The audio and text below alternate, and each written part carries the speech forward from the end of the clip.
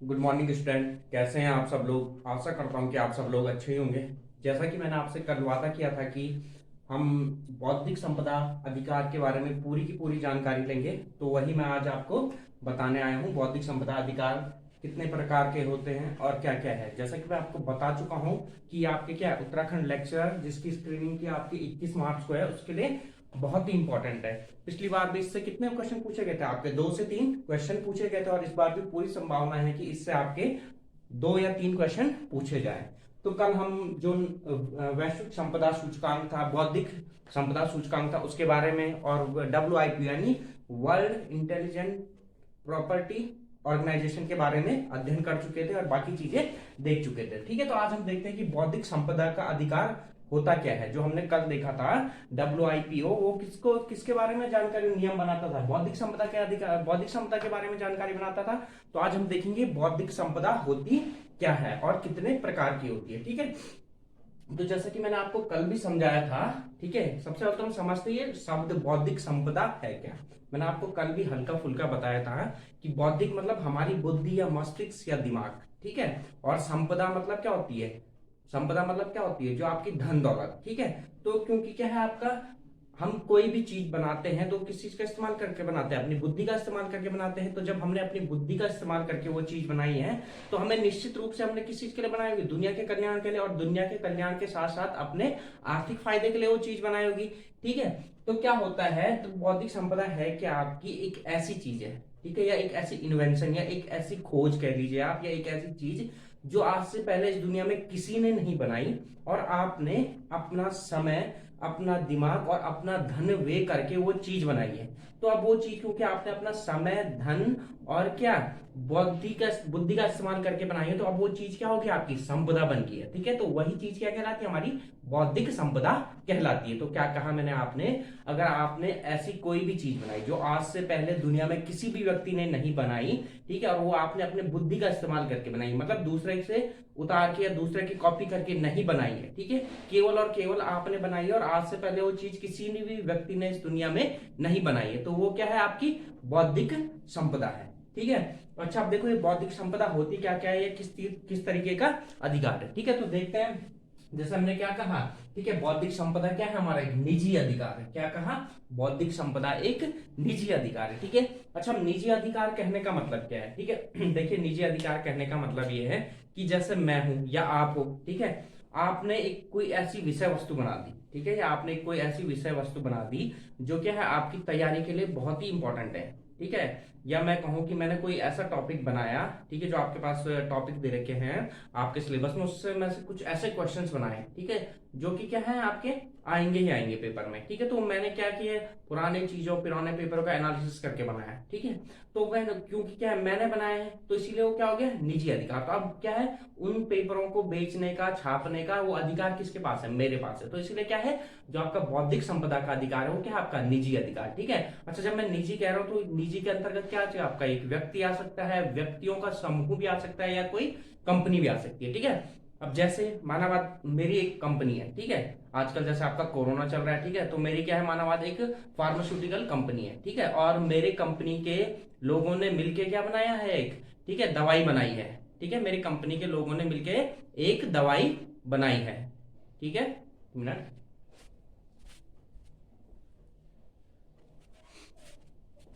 Sorry जरा focus देख रहा था। ठीक है, तो मैं क्या कह रहा था आपको, तो क्या है हमारा, जैसे कि मेरे कंपनी के लोगों ने मिलके क्या बनाई है आपकी, ठीक है, मेरी कंपनी के लोगों ने, मैंने क्या कहा कि मेरी एक फार्मास्यूटिकल इंडस्ट्री है, ये एक दवाइयों की कंपनी है, और मेरी कंपनी के लोगों ने मिलकर, ठीक है, वहां 8 10 15 20 जितने भी वर्कर्स होंगे उन सब ने काम करके क्या एक ऐसी दवाई बनाई है, ठीक है, जो कि क्या है आपको, जैसे आजकल कोरोना चल रहा है तो उन्होंने कोरोना की ऐसी दवाई टैबलेट्स बनाई जो आप खा लो तो आपको कोरोना नहीं होगा। ठीक है, तो अब क्योंकि मेरी कंपनी में काम करने वाले कर्मचारियों ने बनाई है, तो ये क्या हो गया, मेरी कंपनी का एक निजी अधिकार हो गया। ठीक है, अब यहाँ पे एक व्यक्ति का नहीं है बल्कि एक कंपनी का है। क्या है ये आपकी, मेरी कंपनी का एक निजी अधिकार हो गया। तो इसीलिए जो हमारा क्या है बौद्धिक संपदा का अधिकार है, यह क्या है, निजी अधिकार है। ठीक है, क्या है, निजी अधिकार। अच्छा अब देखो आपका कहाँ कहाँ उपयोग किया जाता है आपका, ठीक है, उद्योग में किया जाता है, विज्ञान में किया जाता है, साहित्य में किया जाता है और कला के क्षेत्र में। ठीक है, व्यक्ति, ठीक है, ये लिखा मैंने, व्यक्तियों और कंपनियों के प्रयोगों को नए संरक्षण प्रदान करता है। ठीक है, तो कहाँ कहाँ किया जाता है आपके बौद्धिक संपदा के अधिकार का उपयोग? ठीक है, उद्योगों में, विज्ञान में, साहित्य में, कला में। ठीक है, अब समझिए, जैसे उद्योग है, ठीक है, क्या है हमारा उद्योग है।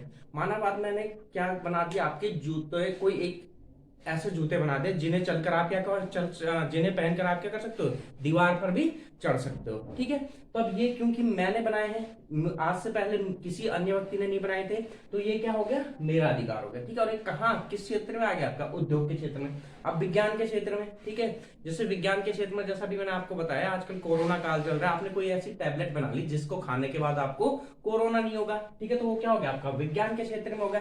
साहित्य के क्षेत्र में अक्सर ये आपने सुना होगा, ठीक है, क्या करता है, जैसे आपने सुना होगा, ठीक है, फिल्म चोरी, आपकी क्या बोलते, स्क्रिप्ट चोरी, है ना, तो वो भी क्या है, किस्म से साहित्य। या कोई आपने कविता लिखी, ठीक है, और आपने अभी छापी नहीं हो, लेकिन आपके किसी दोस्त ने आपकी कविता पढ़ ली और उसने वही कविता लिख के क्या कर दिया आपकी, ठीक है, प्रिंट करवा दी, ठीक है, मुद्रित करवा दी। तो यह क्या हुआ आपका, यहाँ पे बनाई तो आपने थी, आपके दिमाग की उपज थी, आपकी बुद्धि की उपज थी, लेकिन आपके दोस्त ने चोरी करके क्या कर दी, उस कविता को छाप दिया। तो ये क्या हो गया आपका, साहित्य के क्षेत्र में होगा।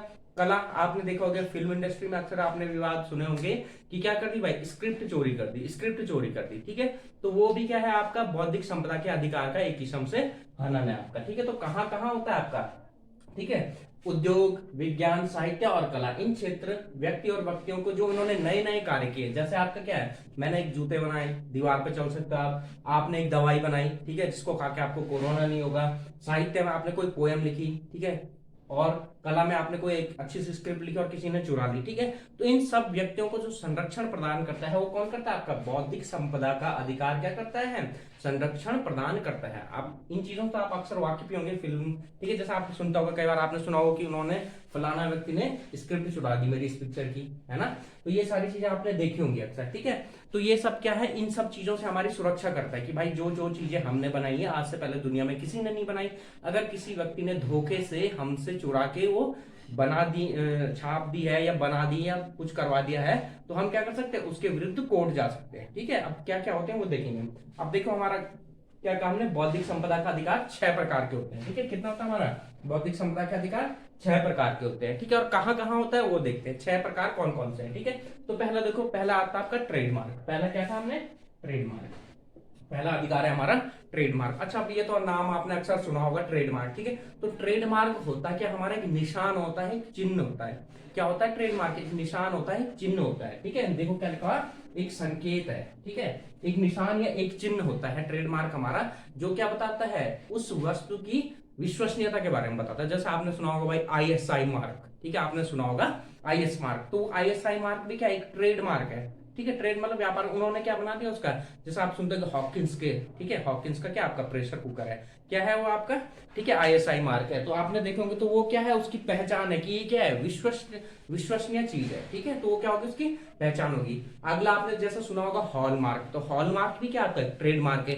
वो क्या आपके शुद्ध सोने की पहचान है। ठीक है, हॉलमार्क क्या आपके शुद्ध सोने की पहचान है। तो ट्रेडमार्क होता क्या है, जैसे आपने अक्सर किसी कोचिंग के भी देखे होंगे, है ना, आपने कोचिंग के भी अक्सर क्या देखे होंगे, ठीक है, वो देखे होंगे, आपने कोचिंग के क्या देखे हैं, आपने कोचिंग के बैनर्स वगैरह देखे होंगे, तो उन प्रत्येक कोचिंग वगैरह में क्या होता है, आपका एक विशेष चिन्ह होता है। ठीक है, और वो उसी से संबंधित होता है। ठीक है, जैसा आपने देखा होगा, ठीक है, कौन कौन सी होती है आपकी, बहुत सारी चीजें देखी होंगी आपने, है ना, तो वो ट्रेडमार्क क्या उनकी पहचान बन जाता है, ट्रेडमार्क क्या बन जाता है, उनकी पहचान बन जाता है। जैसे आपने तनिष्क ज्वेलर का ही देखा होगा, है ना, तो उनका भी क्या आपका निशान है, टीजे करके। ठीक है, तो अब अगर मैं यहाँ एक कुछ भी दुकान वगैरह खोल दूं और किसकी दुकान, सोने की ज्वेलरी की दुकान, और उसमें टीजे लिख लूं, तो सब क्या समझेंगे कि भाई ये क्या है आपका तनिष्क ज्वेलर की ही कोई ब्रांच होगी। तो उनका पहले से विश्वास बना हुआ है उस पर। तो जो यहाँ के लोग होंगे, अगर उन्हें तनिष्क ज्वेलर से खरीदना होगा तो वो क्या करेंगे, वहां दूर ना जाके मेरे पास खरीदेंगे। ठीक है, तो ये ट्रेडमार्क क्या होता है, हमारा एक निशान होता है जो ठीक है, जो व्यक्ति या क्या होती है, कंपनियां अपनी विश्वसनीयता के बाद अपनाती है। ठीक है, तो ये क्या होता है, हमारा ट्रेडमार्क एक निशान होता है जो आपकी क्या बताते हैं, विश्वसनीयता बताता है, ये आपके बारे में जानकारी देता है। ठीक है, अच्छा अब देखो कानून कौन सा है, ये जो कानून बने हैं इंडिया में कानून बात कर रहे हैं, ठीक है। तो अगर आपको कोई ट्रेडमार्क लेना है तो इसके लिए भारत में बना था आपका ट्रेडमार्क एक्ट 1999 में। कब बना था आपका ट्रेडमार्क एक्ट? 1999 में। तो आपसे यहाँ से जो क्वेश्चन पूछा जा सकता है, इस प्रकार से पूछा जा सकता है कि भारत में ट्रेडमार्क एक्ट कब बना? कब बना आपका? 1999 में बना। और पूछ सकता है कि ट्रेडमार्क है क्या? तो ट्रेडमार्क क्या है? कुछ नहीं, एक संकेत है जो क्या बताता है, किसी व्यक्ति या कंपनी की विश्वसनीयता के बारे में जानकारी देता है, ठीक है। अच्छा, अब अगला आता है हमारा कि ये किस मंत्रालय के अधीन काम करता है। तो जो हमारा क्या है आपका, ठीक है, जो है ट्रेडमार्क वो करता है DIPP, ministry of commerce and trade के अंतर्गत काम करता है, ठीक है। अच्छा देखो, DIPP क्या है आपका? एक विभाग है, ठीक है। जैसे क्या होता है आपका MHRD के अंतर्गत क्या आपका शिक्षा विभाग है, ठीक है, बाकी सारे विभाग भी हैं, ठीक है। तो इसी तरह से क्या हमारे पास ministry of commerce and trade, यानी क्या आपका कॉमर्स, व्यापार और वाणिज्य मंत्रालय के अधीन क्या है हमारा एक विभाग है DIPP, ठीक है। क्या है? DIPP, जो क्या करता है आपका ट्रेडमार्क देने का काम करता है। तो आप DIPP की फुल फॉर्म बता दूं मैं आपको, क्या होती है आपकी DIPP कहा हमने, है ना। तो DIPP क्या है? एक विभाग है जो किसके अंतर्गत काम करता है आपका वाणिज्य एवं व्यापार मंत्रालय के अंतर्गत काम करता है। तो DIPP क्या है हमारे पास? डिपार्टमेंट ऑफ इंडस्ट्रियल, ठीक है, पॉलिसी एंड प्रमोशन। क्या कहा मैंने आपका? Department of industrial policy and promotion, ठीक है। ये क्या होती है आपकी DIPP की फुल फॉर्म होती है, ठीक है। तो पहला क्या था हमारा? ट्रेडमार्क, ठीक है। और इसको क्या होती है आपकी रिन्यू करने की जरूरत नहीं होती, मतलब जैसे आपने देखा होगा, ठीक है, आपका क्या है, आपने क्या ले लिया? हॉलमार्क ले लिया, ठीक है। या आपके क्या, आपने जैसे तनिष्क ज्वेलर आपका TJ उन्होंने ले लिया, तो उनके जब तक वो अपनी ज्वेलरी शॉप चलाएंगे तो उनका निशान क्या होगा? यही रहेगा हमेशा, ठीक है। हमेशा के लिए, मतलब यही हो गया आपका। आपको क्या कुछ समय बाद इसको आपको रिन्यू कराना पड़ता है, ये आपका ही बना रहेगा, ठीक है। अच्छा, दूसरा आता है आपका जो हमारा दूसरा बौद्धिक संपदा का अधिकार है, वो क्या है हमारा? कॉपीराइट, ठीक है। क्या है हमारा? कॉपीराइट, ठीक है। तो देखो कॉपीराइट कहाँ होता है हमारा? साहित्य और कला के अधिकारों हेतु प्रयुक्त होता है। कहाँ होता है आपका? साहित्य और कला के अधिकारों हेतु प्रयुक्त होता है कॉपीराइट हमारा, ठीक है। तो आपने अब आपसे पूछता है कि कॉपीराइट कौन से बौद्धिक संपदा के अधिकारों के लिए प्रयुक्त किया जाता है, तो किसके लिए किया जाता है आपका? ठीक है, साहित्य और कला के अधिकारों के लिए कॉपीराइट नामक बौद्धिक संपदा का अधिकार प्रयोग किया जाता है। अगर आपने अक्सर ही पढ़ा होगा, जैसे आप कोई भी बुक्स पढ़ते हैं, क्योंकि आप अक्सर तैयारी करते रहते हो, आप देखते होंगे सबसे आगे लिखा रहता है कि ठीक है, इस बुक का या इस किताब का, इस पुस्तक का कोई भी कंटेंट अगर इसी प्रकार से छापा जाता है तो कॉपीराइट नियमों का उल्लंघन माना जाएगा और उसके खिलाफ कार्यवाही की जाएगी। ऐसा कुछ पढ़ा होगा आपने बुक के आगे। आप अक्सर अगर नहीं पढ़ा तो आप कोई भी बुक उठा के देखना और आगे देखना पढ़ना, ठीक है। तो वो क्या है, ठीक है, तो वो क्या है आपका, वो भी एक क्या आपका बौद्धिक संपदा का अधिकार है, ठीक है। और ये आप तो आपने अक्सर सुना होगा कि कॉपीराइट का उल्लंघन फिल्मों में भी देखा होगा आपने, ठीक है। बोलते हैं कि क्या भाई मेरी स्क्रिप्ट चोरी हो गई, तो वहां हम क्या बोलते हैं? पेटेंट नहीं बोलते हैं, ट्रेडमार्क नहीं बोलते हैं, क्या बोलते हैं? कॉपीराइट बोलते हैं, ठीक है। तो साहित्य और कला के बौद्धिक संपदा के अधिकारों के लिए जो चीज प्रयोग की जाती है उसको क्या कहते हैं? हम आपका कॉपीराइट बोलते हैं, ठीक है। अब देखो कौन से कानून के अंतर्गत है हमारा? कॉपीराइट एक्ट 1957, ठीक है, 1957, ठीक है। तो कॉपीराइट एक्ट कब बना था हमारा? 1957 में बना था, और सन 2012 में इसमें क्या हुआ था आपका? संशोधन हुआ था, ठीक है। तो अगर आपसे पूछा जाता है, मैंने आपको एक तो बता चुका हूं, ठीक है, साहित्य और कला के लिए कौन से बौद्धिक संपदा का अधिकार का प्रयोग किया जाता है? कौन सा? कॉपीराइट का प्रयोग किया जाता है। और दूसरा, कॉपीराइट कानून कब बना था? 1957, और इसमें संशोधन कब किया गया था आपका? कब किया गया था आपका? 2012 में। अब देखते हैं किस मंत्रालय के अधीन काम करता है, ठीक है। तो जो हमारा है ये कॉपीराइट ऑफिस है, ठीक है, कॉपीराइट ऑफिस है, और किस मंत्रालय के अधीन काम करता है आपका? MHRD, यानी ministry of home human resource development, ठीक है, मानव संसाधन विकास मंत्रालय, ठीक है, जिसका नाम अब बदल कर क्या कर दिया गया आपका? शिक्षा मंत्रालय भी कर दिया गया, ठीक है। तो किसके अंतर्गत काम करता है हमारा कॉपीराइट ऑफिस? ठीक है, मानव संसाधन विकास मंत्रालय या शिक्षा मंत्रालय भी बोल सकते हैं आप, ठीक है। अच्छा, अब देखो जब आप किसी चीज का कॉपीराइट खरीदते हो ना, उसका एक निश्चित समय दिया जाता है। भारत में क्या होता है, इसका एक निश्चित समय होता है, और वो समय कितना होता है आपका? 60 वर्ष होता है, ठीक है। जैसे आपने कोई अच्छी सी कविता लिखी या पुस्तक लिखी, तो अब आप क्या है, आपने उसका कॉपीराइट ले लिया, तो आपको कब तक? 60 साल तक, ठीक है। आपको कब तक मिला वो? 60 साल तक, मतलब 60 साल तक बिना आपकी अनुमति के कोई दूसरा व्यक्ति उस कंटेंट को नहीं छाप सकता है, या अगर छापना है उसे तो आपसे अनुमति लेकर और आपको कुछ पैसा देगा, उसके बाद ही छाप सकता है। लेकिन अगर 60 वर्ष हो गए, ठीक है, अगर आपने आज कोई कंटेंट या कोई किसी किताब का कॉपीराइट लिया और आज से 60 वर्ष बाद, ठीक है। अब कोई छापता है तो आपका क्या कॉपीराइटों का उल्लंघन नहीं माना जाएगा, ठीक है। और जो हमारा कॉपीराइट होता है ये रिन्यू नहीं होता है, ठीक है। जैसे हमारा क्या था ट्रेडमार्क है, तो ये क्या होता है हमारा रिन्यू हो जाता है, ठीक है। कुछ निश्चित समय जैसे खत्म हो गया, आप गए कि भाई मुझे अपना ट्रेडमार्क का जो साइन है जो भी है वो रिन्यू करवाना, तो आपका रिन्यू हो जाएगा। लेकिन जो हमारा कॉपीराइट होता है वो 60 साल के लिए मिलता है, 60 ईयर्स के लिए मिलता है, और उसके बाद आप क्या कर नहीं सकते, उसको रिन्यू नहीं कर सकते हो। अर्थात उसके बाद आप उस पुस्तक का जो भी कंटेंट होगा वो कोई भी छाप सकता है और कोई भी क्या कर सकता है, उसको लिख सकता है, ठीक है। तो ये भी चीज आपको ध्यान रखनी है, ठीक है। अच्छा देखो यहाँ लिखा मैंने कॉपीराइट कहाँ कहाँ प्रयोग होता है, ठीक है। वैसे मैं बता चुका हूँ आपको साहित्य और कला, ठीक है। तो जैसे क्या होता है आपका फिल्म में होता है, ठीक है। आपने कोई चित्र बनाया, आपने उसका कॉपीराइट खरीद, तो अब आप आपकी इजाजत के बिना या आपको कुछ धन पैसा दिए बिना कोई दूसरा व्यक्ति उस चित्र को बना या छाप नहीं सकता, ठीक है। मानचित्र के लिए भी कॉपीराइट होता है। संगीत, आपने कोई अच्छी सी धुन बनाई, ठीक है, तो अब आपने उसको खरीद लिया या आप सरकार से कॉपीराइट ले लिया, तो आपकी इजाजत के बिना कोई वो संगीत या धुन अपने चीजों में प्रयोग नहीं कर सकता है, ठीक है। और क्या आपकी पुस्तकें होंगी, मैं आपको पहले बता चुका हूँ, ठीक है। अब तीसरी चीज आती है हमारा, तीसरा जो हमारा बौद्धिक संपदा का अधिकार है वो आता है हमारा पेटेंट। तीसरा क्या था हमारा, पेटेंट आता है, ठीक है। अच्छा आपने अक्सर सुना होगा कि भाई मैंने क्या है ये चीज या ये दवाई पेटेंट करवा ली, ठीक है। तो दवाइयां क्या करवाई जाती है हमारी, पेटेंट करवाई जाती है। दवाइयों का कॉपीराइट नहीं लिया जाता, दवाइयों का क्या कराया जाता है, आपका पेटेंट करवाया जाता है, ठीक है। तो देखो पेटेंट किसके लिए प्रयोग होता है हमारा, आविष्कार हेतु, ठीक है, वैज्ञानिक आविष्कारों हेतु। अगर आपने किसी बौद्धिक संपदा है ना, वैज्ञानिक आविष्कार, आपने अपना दिमाग लगा के कोई ऐसी मशीन बना दी, ठीक है, जो क्या है आपका पानी में चल सकती है, पानी में तैर सकती है, जमीन पर चल सकती है, हवा में उड़ सकती है, ठीक है, माना इस चीज की कुछ चीज बना दिया आपने, तो वो क्या है आपका एक वैज्ञानिक आविष्कार है। तो वैज्ञानिक आविष्कारों के लिए हम क्या करवाते हैं, आपका पेटेंट करवाते हैं, ठीक है। क्या करवाते हैं, पेटेंट करवाते हैं, ना कि उनके लिए कॉपीराइट करवाते हैं, ठीक है। तो अगर आपसे पूछा जाता है कि वैज्ञानिक आविष्कारों के लिए कौन सा बौद्धिक संपदा का अधिकार प्रयोग किया जाता है, तो कौन सा किया जाता है, आपका पेटेंट किया जाता है, ठीक है। तो देखो मैंने आपका लिख भी रखा है कि यहाँ पे पेटेंट किस किस चीज के लिए उपयोग किया जाता है, हमारा दवाइयों के लिए, उपकरण आदि के लिए, ठीक है। अच्छा देखो पेटेंट में क्या हो सकता है आपका, ठीक है, आप क्या कर सकते हो, जरूरी नहीं कि आप ही बनाओ। मानववाद जैसा मैंने अभी बताई आपकी, ठीक है। मानववाद मैं क्या हूँ, व्यक्ति हूँ, ठीक है, और मैंने क्या बनाया, एक कोरोना की टैबलेट बना ली, ठीक है, जिसको खा के आप क्या हो जाओगे, सही हो जाओगे। अब मेरे पास तो भाई क्या है, मेडिसिन इंडस्ट्री है नहीं, मेरे यहाँ तो दवाइयों की फैक्ट्री है नहीं, ठीक है। तो मैं क्या कर लूंगा, उसको पेटेंट करवा लूंगा, और पेटेंट करवाने के बाद मैं क्या कर सकता हूँ, किसी दवाई कंपनी के पास गया और मैंने कहा कि भाई आप मुझे इतने रुपए दे दीजिए और मैं बदले में आपको ये फॉर्मूला बता रहा हूँ, और आप क्या करिए, ये दवाई छापिए, ये छापिए मतलब ये दवाइयां बनाइए और मार्केट में डिस्ट्रीब्यूट करिए।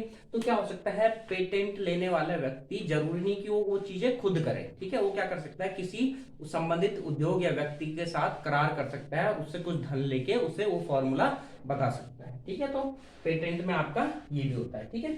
तो अब आता है जो अगला चीज हमारा पेटेंट कानून, ठीक है। तो पेटेंट कानून कब बना था हमारा, पेटेंट एक्ट बना था हमारा, पेटेंट अधिनियम बना था 1970 में। कब बना था हमारा पेटेंट अधिनियम, 1970 में। और इसमें संशोधन कब किया गया था, आपका 2005 और 2006 में आपका पेटेंट अधिनियम में संशोधन किया गया था। अच्छा तो पेटेंट करवाते हैं, उसका कितना होता है, आपका समय होता है आपका 20 वर्ष। कितना होता है आपका, अगर आपने कोई चीज बनाई, जिसमें आपकी दवाई की बात करूं, अभी टैबलेट की बात, तो मैंने बनाई, अगर मैंने वो आज पेटेंट करवा ली है, तो आज से 20 साल तक बिना मेरी अनुमति के या बिना मुझे कुछ धन दिए कोई भी व्यक्ति उस दवाई को नहीं बना सकता, ठीक है। लेकिन अगर 20 साल बाद हो गए, तो 20 साल बाद क्या उस दवाई को कोई भी बना सकता है, और ये भी क्या है आपका रिन्यू नहीं होता है, ठीक है। एक तो आपका कॉपीराइट हो गया और एक पेटेंट, ये दो चीजें आपकी क्या है, रिन्यू नहीं होती। और इनकी अवधि कितनी है हमारी, कॉपीराइट की कितनी थी आपकी 60 वर्ष थी, और पेटेंट की कितनी थी आपकी 20 वर्ष, ठीक है। तो माना बात मैंने वो आज दवाई बनाई और आज से 20 वर्ष बाद कोई और बनाना चाहता है बिना मेरी परमिशन के, तो वो बना सकता है, मैं उसके खिलाफ कोई कानूनी कार्रवाई नहीं कर सकता हूँ। लेकिन अगर 20 साल से पहले बनाता है तो मैं क्या कर सकता हूँ, उसके खिलाफ कानूनी कार्रवाई कर सकता हूँ, ठीक है। अच्छा अभी किस मंत्रालय के अधीन काम करता है, DIPP, ठीक है, ministry of commerce and trade, ठीक है। तो विभाग कौन सा है इसमें, DIPP, और किस मंत्रालय के अधीन आता है, DIPP मैंने अभी आपको फुल फॉर्म बताई थी, ठीक है, department of industrial policy and, क्या बताया था मैंने आपको, promotion, department of industrial policy and promotion, DIPP। तो क्या है आपका विभाग, और कौन से मंत्रालय के अंतर्गत आता है आपके, ministry of trade and commerce, यानी वाणिज्य एवं व्यापार मंत्रालय के अंतर्गत आता है, ठीक है। अब तीसरी चीज आती है हमारी इंडस्ट्रियल डिजाइन, ठीक है। तीसरी चीज क्या है हमारी, इंडस्ट्रियल डिजाइन, ठीक है। तो ये इंडस्ट्रियल डिजाइन होता है क्या हमारा, इसको समझते हैं हम पहले, ठीक है। तो इंडस्ट्रियल डिजाइन क्या चीज होती है आपकी, जैसे आपने क्या किया, इंडस्ट्रियल डिजाइन जैसे आपका आपने कोई कार बनाई, ठीक है, आपने क्या कर ली, कोई कार बना दी और आपने ऐसी यूनिक कार बनाई जैसे आज से पहले किसी ने नहीं बनाई है। ठीक है, तो अब आपने मार्केट में वो कार ले आए। ठीक है, अब क्या की बाकी कंपनी वालों ने वो कार देखी और सेम उसी तरीके की बनाने की कोशिश की या बनाई। तो आपका क्या है, क्योंकि आप वो क्या है, आपका इंडस्ट्रियल डिजाइन है, आपने बनाया है। ठीक है, तो अगर किसी दूसरे व्यक्ति ने बनाया है तो आप क्या कर सकते हो, उसके खिलाफ कानूनी कार्रवाई कर सकते हो। और इसमें आपकी दो तीन चीजें आती है, जैसे लिखने का तरीका हो गया आपका। ठीक है, तो पहला क्या है आपका लिखने का तरीका। जैसे अभी आप एग्जाम सक्सेस मंत्रा पे ये सारी चीजें देख रहे हैं, तो अगर मैं इसका कोई स्पेशल साइन बना दूं EX करके, ठीक है, इस तरीके से बना दिया, कुछ भी बना दी मैंने। ठीक है, तो ये क्या हो गया, मेरे कुछ लिखने का खास तरीका हो गया। ठीक है, और मैंने क्या करवा दिया, इसको रजिस्टर्ड करवा दिया अपने कोचिंग के नाम से कि भाई हमारा क्या है, ये हमारा ट्रेडमार्क, ये इंडस्ट्रियल डिजाइन है, ये हमारा क्या है, निशान है, ये ट्रेडमार्क बोल लो आप, जो भी बोलो। तो अब अगर कोई दूसरा व्यक्ति इस तरीके के लिखने की कोशिश करता है या लिखता है, तो मैं उसके खिलाफ क्या कर सकता हूँ, कानूनी कार्रवाई कर सकता हूँ, क्योंकि ये क्या हो गया, मेरा खास निशान हो गया। ठीक है, तो ये क्या है हमारा। और दूसरी क्या आपकी आकृति होगी। तीसरा आपका पैटर्न हो गया, जैसे आपने जूतों में देखा होगा या क्या होता है आपका जो नाइक होता है, आपने क्या देखा होगा, इस तरीके का साइन होता है। तो ये क्या उनका इंडस्ट्रियल डिजाइन है। ठीक है, ये क्या उनका इंडस्ट्रियल डिजाइन है। जैसे आपने टाटा देखा होगा, तो टाटा का क्या है, इस तरीके से आपका। तो ये क्या उनका इंडस्ट्रियल डिजाइन है। ठीक है, कोई अन्य व्यक्ति अब इस चीज का प्रयोग नहीं कर सकते। इसी तरह आपने सुजुकी का देखा होगा, हुंडई का देखा होगा, रेनॉल्ट का देखा होगा बाकी। तो ये सारी क्या उनके खास निशान हो गए। ठीक है, तो ये आकृतियां थी, पैटर्न थी। ठीक है, अच्छा, तो अब जो हमारी क्या है इंडस्ट्रियल डिजाइन एक्ट है, ये कब बना था हमारा, 2000 में बना था। इंडस्ट्रियल डिजाइन एक्ट कब बना था हमारा, सन 2000 में बना था। और कहाँ काम करता है आपका, ये वही फिर DIPP आ गया आपका, और ministry of commerce and trade के अंतर्गत काम करता है। अब अगली चीज आती है हमारा ट्रेड सीक्रेट। अगली चीज क्या कही हमने, ट्रेड सीक्रेट यानी व्यापार गुप्त। ठीक है, तो इसमें देखो अब होता क्या है, इसको समझने की कोशिश करते हैं। पहले व्यापार से संबंधित गुप्त सूचनाओं को प्रकट न करना भी क्या है आपका एक कानूनी अधिकार। क्या कहा, व्यापार से संबंधित गुप्त सूचनाओं को प्रकट न करना भी एक क्या है आपका बौद्धिक संपदा का अधिकार है। ठीक है, तो इसको क्या बोलते हैं, ट्रेड सीक्रेट। चलिए इसे इस तरीके से समझते हैं हम, इसे इस तरीके से समझने की कोशिश करते हैं। जैसे क्या है आपका मोहल्ला है मोहल्ला है, या जैसे आपने मैकडोनाल्ड देखा होगा। ठीक है, तो आप मैकडोनाल्ड के बर्गर वगैरह खाते होंगे, ठीक है ना। तो अब आप उन्हें ये विवश नहीं कर सकते कि आप इसमें, ये तो आप बता देंगे कि भाई वो क्या क्या डालता है, प्याज डालता है, पनीर डालता है, मसाला डालता है, जो भी डालता है, कुछ खास चीजें डालता होगा अपनी।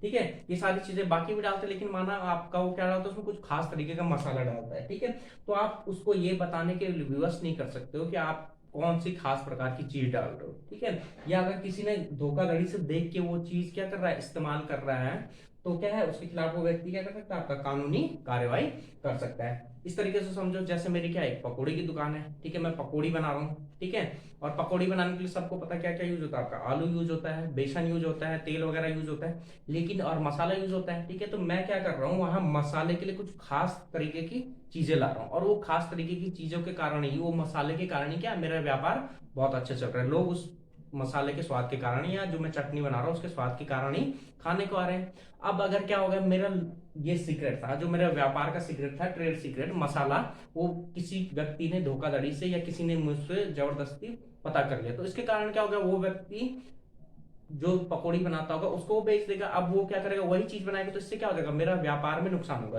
लोग जो मेरे यहाँ आते थे उस स्वाद के कारण, अब वो कहीं और भी जाने लगे, क्योंकि उन्हें वही स्वाद दूसरी जगह मिल रहा है। तो उसको हम क्या बोलते हैं, ट्रेड सीक्रेट्स बोलते हैं। ठीक है, तो ये भी क्या है आपका, ठीक है, बौद्धिक संपदा का एक अधिकार है।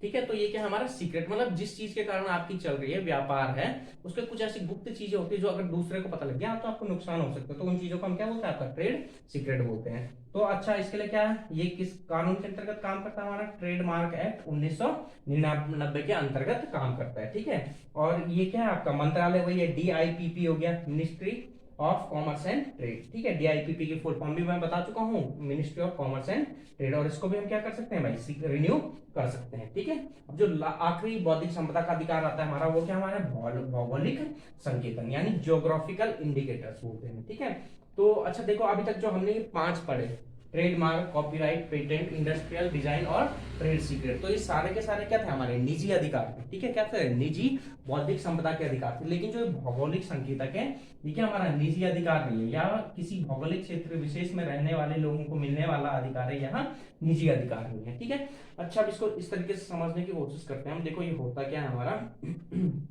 देखो इसको इस तरीके से समझते हैं। जैसे आप सभी उत्तराखंड से, तो आपने सुना होगा कि क्या है आपकी अल्मोड़ा की बाल मिठाई क्या है, बहुत फेमस है। ठीक है, अल्मोड़ा की बाल मिठाई क्या आपकी बहुत फेमस है। ठीक है, तो अब अगर कोई व्यक्ति अल्मोड़ा में बाल मिठाई बना रहा है, ठीक है, तो वो क्या है, केवल वही वही व्यक्ति फायदा नहीं लेगा, बल्कि जितने भी अल्मोड़ा में रहने वाले क्या है आपके, ठीक है, मिठाई बनाने वाले, वो सब क्या कहेंगे कि अल्मोड़ा की बाल मिठाई, और सबकी बाल मिठाई क्या बिकेगी आपकी, इक्वली बिकेगी। ठीक है, किसी में कोई भेदभाव नहीं कर सकता। अगर मैं गया अल्मोड़ा, ठीक है, तो मैंने एक दुकान से ली तो मेरे लिए क्या होगी, अल्मोड़ा की बाल मिठाई, कहीं दूसरी दुकान से ली तो वो भी क्या है, अल्मोड़ा की बाल मिठाई है। ठीक है, तो ये क्या है आपका, किसी व्यक्ति के लिए फायदा नहीं होता, बल्कि उस भौगोलिक क्षेत्र में रहने वाले समस्त व्यक्तियों के लिए फायदे का काम करता है। जैसे कि आपका, आपने सुना होगा नागपुर का संतरा, नागपुर का संतरा भी क्या आपका बहुत फेमस है। तो उसको क्या मिल चुका है, एक संकेत मिल चुका है, यानी उसकी प्रसिद्धि किस कारण है, कि नागपुर का संतरा है। ठीक है, तो अब मैं जाऊं तो नागपुर में मैं किसी की दुकान से भी संतरा खरीदूं तो वो क्या है आपका, नागपुर का ही संतरा रहेगा, फेमस है आपका। ठीक है, आगरा का पेठा सुना होगा आपने, तो आगरा का पेठा भी क्या है, उसी तरीके से फेमस है, चाहे मैं कहीं से भी खरीदो आगरा में, लेकिन वो पेठा क्या है आपका, आगरा का। ठीक है, तो वो ये जो आपका क्या है भौगोलिक संकेतन, ये निजी नहीं है, बल्कि क्या है आपके किसी स्थान या भूगोल विशेष में रहने वाले, ठीक है, सामान को दिया जाता है भौगोलिक संकेतन, और उस सामान के कारण उस क्षेत्र के रहने वाले लोगों को क्या होता है आपका, फायदा होता है। ठीक है, अच्छा, तो अब ये कानून कहाँ है आपका, geographical indicators indication of good 1999 बना था। ठीक है, क्या है, geographical indication of goods act 1999, यानी 1999, यानी सामान का भौगोलिक संकेतन अधिनियम 1999 में बना था। और ये कहाँ काम करता है आपका, DIPP, वही department of industrial policy and promotion, और मंत्रालय कौन सा आपका, ministry of commerce and trade के अंतर्गत। ठीक है, तो ये क्या था, हमारे भौगोलिक संपदा का अधिकार था, जो कि क्या हमारे पूछा जाएगा पेपर में। तो आज के लिए इतना ही, धन्यवाद।